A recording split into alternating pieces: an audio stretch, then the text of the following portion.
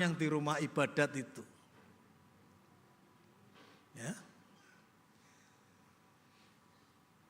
Ternyata Mesias memberitakan tahun rahmat bagi orang Yahudi, tapi juga bagi musuh-musuh mereka. Mereka terkejut, mereka tidak bisa menerima, mereka menjadi pembenci Yesus sampai berusaha membunuh Yesus. Bukan cuma mengusir Yesus loh. Ya. Kalau ada pengkhotbah yang diusir itu maklum karena mungkin kata-katanya tidak bisa diterima, memecah belah dan sebagainya. Tapi ini sampai ingin membunuh Yesus. Nah, apa yang terjadi? Jadi mereka tidak siap menerima perubahan paradigma yang ada di pikiran mereka, yang Yesus tawarkan. Ini kayak perubahan paradigma kosmologi dari Kopernikus. Dulu semua orang berpikir matahari mengelilingi bumi. Ya toh? Bumi pusatnya, matahari yang mengelilingi bumi. Tapi tahu-tahu Kopernikus mengadakan satu teori. Enggak. Yang mengelilingi matahari itu malah bumi. Jadi kebalik pikiranmu semua. Kopernikus ditangkap oleh gereja loh. Dianggap ini sesat, menyesatkan. Bahkan pantas untuk dihukum mati. Loh, lihat bagaimana merubah paradigma seperti itu. Sulit tuh ya.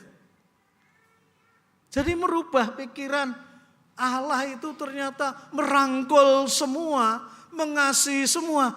Itu tidak mudah.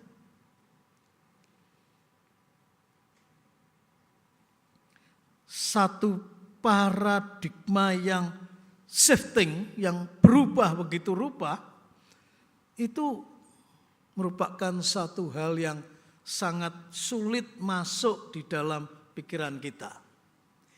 Yesus ingin mengatakan bahwa Allah mengasihi tidak hanya orang Yahudi, tapi semua orang. Dan ini pesan yang sama untuk kita. Allah mengasihi tidak hanya orang Kristen. Allah mengasihi tidak hanya merek gerejamu. Allah mengasihi baik yang kaya maupun yang miskin. Yang bekerja maupun yang menganggur. Yang straight maupun yang gay. Nah, saya sudah mengambil banyak hal yang mungkin Anda sengit, Anda tidak suka. Ada yang masih belum saya sebutkan. Yesus mengasihi baik yang berpendidikan maupun yang bodoh. Apalagi? Masih ada lagi yang belum saya sebutkan di dalam pikiran Anda?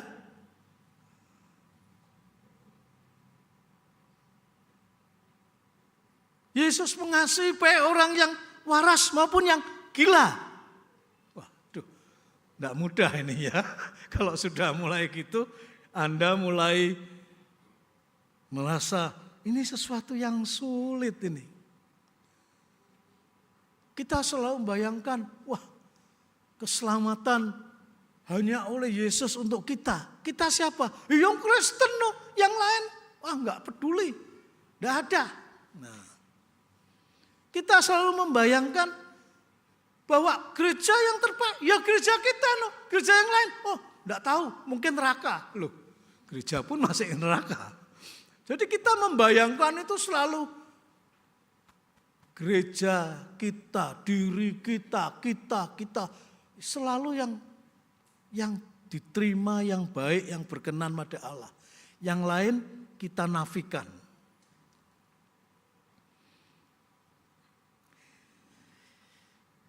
Tema kita mengatakan berani menjawab panggilan Tuhan. Berani menjawab panggilan Tuhan itu berarti berani ditolak karena kebenaran selalu menuntut perubahan. Sementara manusia lebih suka ada di zona nyaman. Tidak perlu berubah apa-apa. Padahal kebenaran itu seperti terang, menyinari kegelapan. Kadang-kadang silau begitu rupa. Kita menjadi marah kalau kita sedang tidur enak-enak dalam gelap, tahu-tahu dikasih lampu yang terang sekali. Kaget kita. Kira-kira seperti itu. Kalau kita mengatakan kebenaran, kita menjadi tidak nyaman. Dan berani menjawab panggilan Tuhan, berani memasuki zona tidak nyaman itu. Saudara-saudaraku yang terkasih, panggilan Tuhan adalah untuk melakukan kasih yang tulus bagi semua. Ungkapan Paulus. Kasih yang disebut agape. Kasih yang tidak menuntut syarat. Atau kasih yang unconditional. Ya. Kasih yang menjadi motivasi untuk semua tindakan memberi dengan tulus. Sehingga Paulus menggambarkannya dengan bahasa yang membuat kita itu harus merenungkan betul-betul.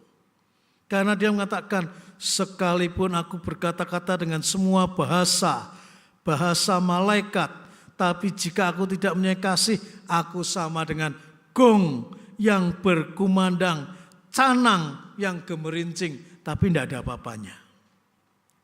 Sekalipun aku punya karunia bernubuat, aku mengetahui segala rahasia, memiliki seluruh pengetahuan, aku memiliki iman yang sempurna untuk memindahkan gunung. Tapi jika aku tidak mempunyai kasih, aku sama sekali tidak berguna. Bahkan ayat 3, sekalipun aku membagikan segala sesuatu yang ada padaku, bahkan menyerahkan tubuhku untuk dibakar. Tetapi jika aku tidak mempunyai kasih, sedikit pun tidak ada faedahnya bagiku. Nah kita apa ya? Bisa ya aku mempunyai kasih yang begitu tulus, yang begitu murni. Membaca ini kan kita merasa wah jauh. Saya tidak sanggup untuk mengatakan bahwa saya sudah di situ. Saya masih jauh. Pasti kita akan merasa kecil diri kita. Begitulah.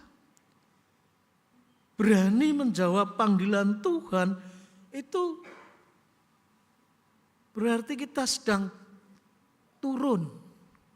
Mengikuti jalan salib itu sesuatu yang betul-betul konkret.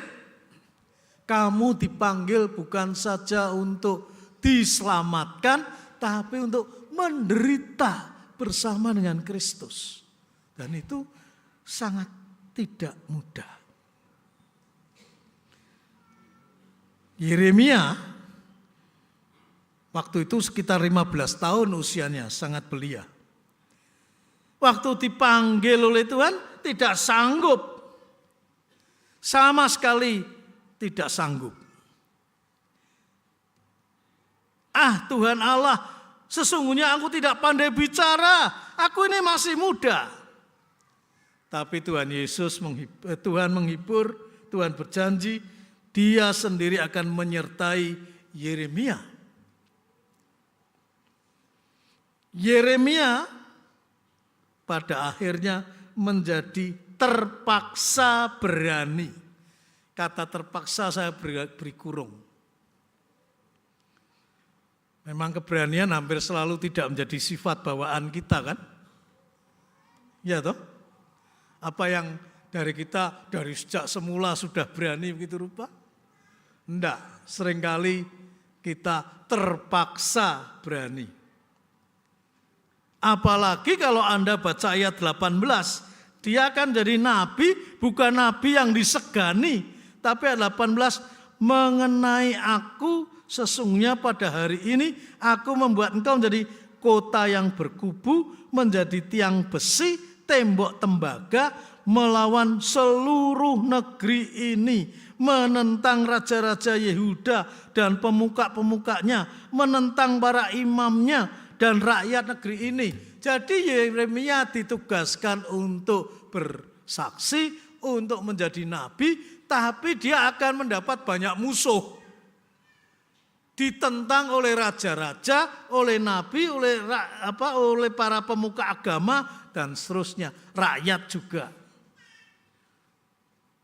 Apa ya berani, apalagi masih muda. Kalau diberikan ungkapan yang seperti itu. Tapi ya apa boleh buat, kita sudah dipanggil kepeksa berani. Pernah dengar tuh cerita yang di sebuah pesta diadakan di kebun, ada peternakan buayanya, ada sungainya. Lalu tahu-tahu sang tuan rumah yang punya pesta, siapa yang berani terjun dari sini nyebrang ke sana, akan saya beri hadiah yang besar.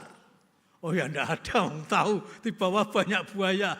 Tahu-tahu biur, lalu orang tuh renang begitu rupa, cepat-cepat sampai di seberang sana.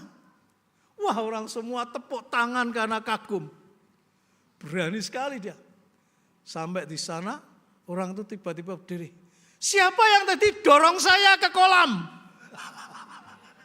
Ternyata dia cuma dipaksa karena ada orang yang dorong dia. Kira-kira ceritanya seperti itu. Kalau Yeremia boleh protes, Tuhan, kamu kok dorong aku masuk kolam buaya begini rupa.